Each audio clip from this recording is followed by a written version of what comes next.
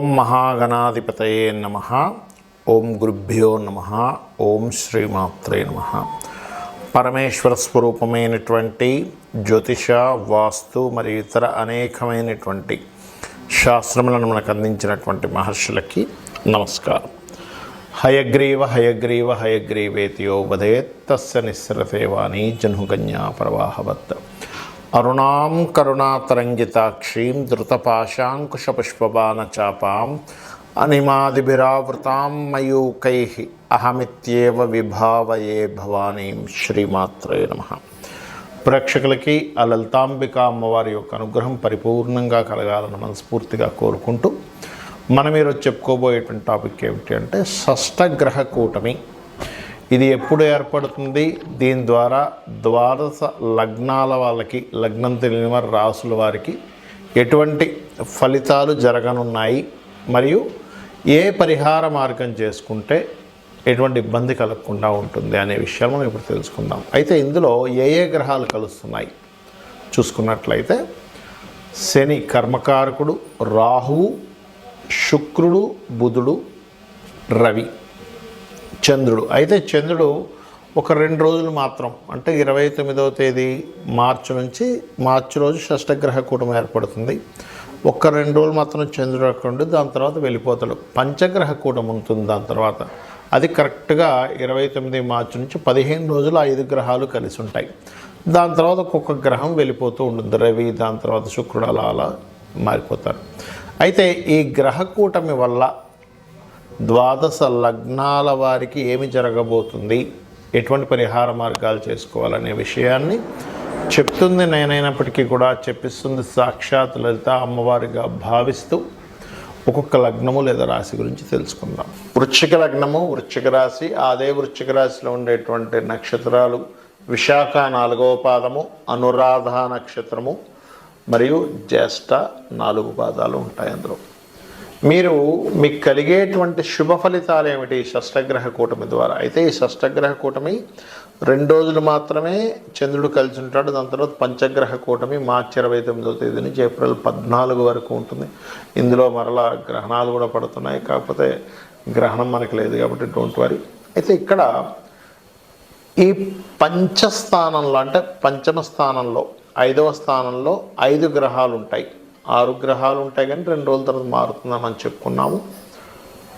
ఇది ఉపాసనకి మంచి సమయం. వృశ్చికం వారికి ఒక మంత్రం తీసుకున్నాము, బాగా సిద్ధించడానికి బాగా యోగిస్తుంది ఇది. అలాగే క్రియేటివ్ ఫీల్డ్లో వెళ్తున్నాము, ఒక సినిమా తీద్దాం అనుకుంటున్నారు, లేదా ఒక గ్రాఫికల్ రిలేటెడ్ సంబంధించింది ఏదైనా చేయబోతున్నారు, లేదా ఒక ఫ్యాషన్ రిలేటెడ్ సంబంధించి చేయబోతున్నారు. ఈ యొక్క గ్రహస్థితి అద్భుతంగా పనిచేస్తుంది ఇక్కడ.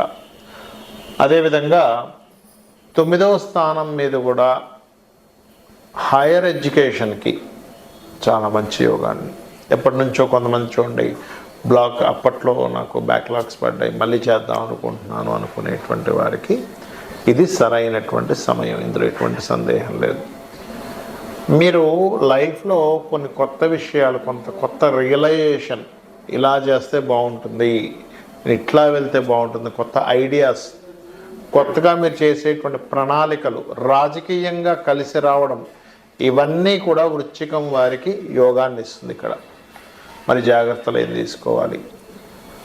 ఎవరితోనైనా మీరు బిజినెస్ అగ్రిమెంట్స్ రాసుకునేటప్పుడు 100% ఆ అగ్రిమెంట్ను పూర్తిగా చదవకుండా సంతకం పెట్టకండి. రెండవది, ఇష్టపడిన వారితో వివాహ యోగాలు ఉన్నాయి, లేవని కాదు, కానీ వివాహం నిర్ణయాలు తీసుకునేటప్పుడు కొంచెం ఏదైనా ఈ వివాహం వల్ల ఏదైనా గొడవలు వచ్చే ఛాన్సెస్ ఉన్నాయా అనే విషయాన్ని చాలా జాగ్రత్తగా చూసుకోండి. మూడవది, గవర్నమెంట్ జాబ్స్లో ఉండేటువంటి వారికి ఈ షష్టగ్రహ కూటమి ఏం చేస్తుంటుందంటే ఉన్న జాబ్ మానేయాలనిపిస్తూ ఉంటుంది. పొరపాటును కూడా గవర్నమెంట్ అండర్టేకింగ్, గవర్నమెంట్ మెడికల్ రంగాల్లో ఉండేటువంటి వారు, ఫార్మా రంగాల్లో ఉండేటువంటి వారు, ఎనీ జాబ్ రిలేటెడ్ ఆరోగ్యానికి సంబంధించింది, అది యాప్ కావచ్చు, సజెషన్స్ ఇచ్చేవి కావచ్చు, ఆరోగ్య సూత్రాలు నేర్పించేది కావచ్చు, వ్యాయామం కావచ్చు, అటువంటి జాబ్స్లో ఉండేటువంటి వారు తొందరపడి మాత్రం ఉద్యోగాలు మానకండి. ఇక్కడ ఈ కాంబినేషన్ ఉద్యోగం మానిపించేసేయాలి, నేను ఫ్రీ అయిపోవాలి, నాకు టెన్షన్స్ వద్దనేటువంటి యోగాన్ని ఇస్తూ ఉంటుంది. కాబట్టి ఈ యొక్క విషయంలో చాలా జాగ్రత్తగా ఉండండి. ఇక మీరు చేయవలసిన దేవతారాధన దుర్గాదేవిని, దత్తాత్రేయుణ్ణి ఎంత ఆరాధిస్తే అంత బాగుంటుంది. మరియు బెల్లము, మీరు ఏదైనా కొత్తగా ఏదైనా ఒక సంస్థ పెట్టాలి, లేదంటే ఏదైనా గృహారంభం చేసుకోవాలనుకునేటువంటి వారు గోవులకి బెల్లం తినిపించి ఆ పని ప్రారంభించండి. మరియు నిత్యము దుర్గానామాన్ని స్మరించండి, అన్ని విధాలా బాగుంటుంది. మరి లగ్నం తెలియదు, నక్షత్రము రాశి తెలియదు అనుకునేటువంటి వారు కూడా ఏ విషయాల్లో జాగ్రత్తగా ఉండాలి, ఏం చేయాలో కూడా చెప్తాను. షష్టగ్రహ కూటమి జరిగినటువంటి ఆ 15 రోజులు, అందులో ఒక గ్రహం పక్కకు పోగా 15 రోజులు పంచగ్రహ కూటమి ఉంటుంది. ఉన్నందుకు మరి నక్షత్రము రాశి ఏమి తెలియని వాళ్ళ పరిస్థితి ఏమిటి, ఏం చూసుకోవాలి అంటే, ఒకటి అందరూ కూడా ఫైనాన్షియల్ మ్యాటర్స్ సంబంధించిన విషయంలో చాలా జాగ్రత్తగా ఉండండి. ఉద్యోగ సంబంధించిన వాటి మీద ప్రభావం చూపిస్తూ ఉంటుంది. ఎందుకంటే శని భగవానుడు వెళ్ళి రాహుతోని, రవితోని, అనేక గ్రహాలతో కలిసి ఉన్నాడు. అనేక అవకాశాలు కూడా వస్తాయి, రావని కాదు, కానీ తొందరపాటు నిర్ణయాలు తీసుకోకండి. అదేవిధంగా సంతాన సంబంధించిన విషయాలు, వివాహ సంబంధించిన విషయాల మీద దీని ప్రభావం ఉంటుంది. అంటే జన్మజాతకం ఉన్నా లేకపోయినా దీని ప్రభావం వీటి మీద ఎక్కువగా ఉంటూ ఉంటుంది. మరి ఇది కాలం మీద ఎటువంటి ప్రభావం చూపిస్తుంది? సర్వసాధారణంగా ఆ సమయంలో గ్రహణాలు కూడా ఉన్నాయంటున్నారు. మార్చి 14, మార్చి 29. అయితే మన ఇండియాలో గ్రహణం లేదు కాబట్టి మన ఇండియా మీద పెద్ద ఎఫెక్ట్ ఏమీ ఉండదు. మార్చి 29 తర్వాత మనకి అక్కడి నుంచి మనకి సంవత్సరం కూడా, తెలుగు సంవత్సరం కూడా మారబోతుంది. ఎప్పుడైతే విశ్వవసు నామ సంవత్సరం వస్తుందో క్రోధినామ సంవత్సరం సంబంధించినటువంటి ప్రభావం కూడా తగ్గుతుంది. కాకపోతే విదేశీ సంబంధించిన విషయాల్లో అనేకమైనటువంటి దేశాలకి కొద్దిగా ఆర్థిక మాన్యము అంటూ ఉంటారు. ఈ ఆర్థిక మాన్య ప్రభావం విదేశాల మీద ఎక్కువ పడుతూ ఉంటుంది. మన దేశంలో పడదా అంటే చిన్నపాటి చూపిస్తుంది. కాకపోతే ఇప్పుడు ఉన్నటువంటి గ్రహస్థితిని, రాబోయేటువంటి గ్రహస్థితిని కనుక చూసుకున్నట్లయితే అది జలరాశుల్లో అవుతుంది. కాబట్టి కొంచెం జల ప్రదేశాల్లో ఉండేవారు, విదేశాల్లో ఉండేవారు కొంత జల సంబంధించినటువంటి ప్రభావం ఎక్కువగా ఉంటుంది. అంటే ఆకస్మికంగా జల సంబంధంగా వస్తుంటుంది చూసారు, వర్షాలు పడడం, తుఫాన్లను, సముద్రాలు పొంగడం, ఇట్లాంటి ప్రభావం జలరాశుల్లో షష్టగ్రహ కూటమి జరుగుతున్నందుకు దాని మీద ప్రభావం చూపిస్తుంది. ఇది ముఖ్యంగా గుర్తుపెట్టుకోండి. అయితే ఈ షష్టగ్రహ కూటమి తర్వాత కొంచెము భూమికి సంబంధించినటువంటి విషయాలలో చూసుకున్నట్లయితే కొంత పాజిటివ్ ఫలితాలు కూడా వస్తాయి మనకి. ఇండియా, మన ఈ ప్రాంతాల్లో చూసుకున్నట్లయితే అంటే విశ్వవసు నామ సంవత్సరం నుంచి ల్యాండ్ రిలేటెడ్ సంబంధించినవి కొంచెం స్లోగా మూమెంట్ వస్తుంది. ఇప్పుడు మనకి చూడండి, హైదరాబాద్లో ఎక్కడ భూములు అక్కడ స్ట్రక్ అయిపోయినట్టుగా ఉన్నాయి అని అనుకుంటున్నాను చూసారు. ఇది ఇంకొక 4-5 ఏళ్ళ వరకు పెద్దగా మారే పరిస్థితి లేదు అని చాలామంది వాపోతున్నారు. కాకపోతే ఎప్పుడైతే విశ్వవసు నామ సంవత్సరం కనెక్ట్ అయ్యి కేతువు ఎప్పుడైతే మనకి సింహరాశిలోకి ఎంటర్ అవుతాడో అక్కడి నుంచి భూతత్వ రాశుల నుంచి కేతువు సింహరాశిలోకి ఎప్పుడైతే ఎంటర్ అయ్యాడో అదొక మంచి ఫలితం ఇస్తుంది.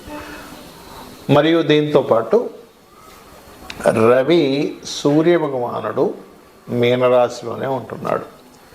ఎప్పుడైతే మీనరాశిలో అనేక గ్రహాలతో కలిసి ఉంటున్నాడో ఇది కూడా ఇచ్చే రిజల్ట్ ఏమిటి అంటే లా అండ్ ఆర్డర్ మీద గవర్నమెంట్ తీసుకునేటువంటి నిర్ణయాలు విశ్వవసు నామ సంవత్సరంలో, అదేవిధంగా అనేకమైనటువంటి విషయాల్ని లా అంటే మన లాలో ఉన్నటువంటి అనేకమైన విషయాలు ప్రక్షాళన జరగడం, ఒక నిర్దిష్టమైనటువంటి కొన్ని రూల్స్ ప్రవేశపెట్టడం, గవర్నమెంట్ కొన్ని స్ట్రిక్ట్ రూల్స్ ప్రవేశపెట్టడం కూడా జరుగుతుంది. ఇక్కడ నాకు నక్షత్రము, గ్రహము అంటే ఏమీ తెలియదండి, నేనేం చేసుకోవాలి రెమెడీ అని చెప్పి అనుకునేటువంటి వారికి ఒకటే, మనకి గ్రహణాలు వచ్చినప్పుడు అంటే 14 మార్చి ఒకటి వస్తుంది, 29 మార్చి ఒకటి వస్తుంది. ఆ సమయంలో ఈ షష్టగ్రహ కూటమి ఉన్నప్పుడు ఉండే గ్రహణానికి కూడా చాలా పవర్ ఉంటుంది. కాబట్టి మీరు ఏ దేవతామూర్తిని ఆరాధన చేసుకున్నా ఆ దేవత యొక్క నామాన్ని గ్రహణ సమయంలో తలుచుకోండి, షష్టగ్రహ కూటమి ఉన్నప్పుడు. అదేవిధంగా మరొకటి ఏంటంటే లలితా సహస్రనామాలు నిత్యము లలిత చేసుకుంటూ ప్రాణాయామంతో కనుక లలిత అంటే ఓం శ్రీమాత శ్రీ మహారాజ్ని శ్రీమత్ సింహాసనేశ్వరి మళ్ళీ మూసేసి చిదగ్నికుండ సంపుతాల చేసినట్లయితే మీ గ్రహస్థితి ఎలాగున్నా కూడా 100% అమ్మవారి అనుగ్రహంతో మీరు అప్పుల బాధల నుంచి, ఫైనాన్షియల్ క్రైసిస్ నుంచి, ఏ పనులు జరగకుండా ఆగిపోతున్నాయి అనుకోండి, ఆ పనులన్నీ ముందుకు కదలడం ఇవన్నీ కూడా జరుగుతాయి అమ్మవారి అనుగ్రహంతో. శ్రీమాత్రే నమః.